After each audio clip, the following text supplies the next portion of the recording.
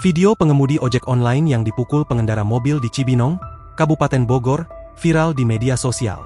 Keributan itu dipicu perselisihan di jalan.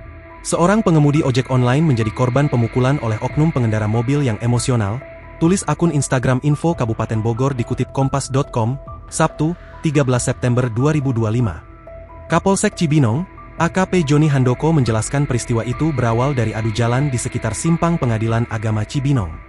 Di Simpang Pengadilan Agama itu dari situ awalnya. Infonya dari mobil, ojolnya jalan di tengah.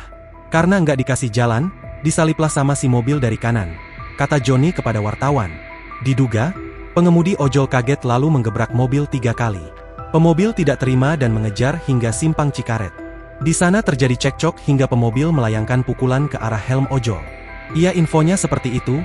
Kalau menurut yang punya mobil gebrak-gebrak. Kalau menurut yang motor cuma ngetok-ngetok aja gitu, ujarnya. Kedua pihak akhirnya dipertemukan di Polsek Cibinong pada Jumat, 12 September 2025. Mereka sepakat berdamai dan tidak membawa masalah ini ke jalur hukum. Kami menghadirkan kedua belah pihak agar masalah dapat diselesaikan secara damai sekaligus meluruskan informasi yang berkembang di masyarakat, kata Joni. Download Tribun X sekarang, menghadirkan lokal menjadi Indonesia.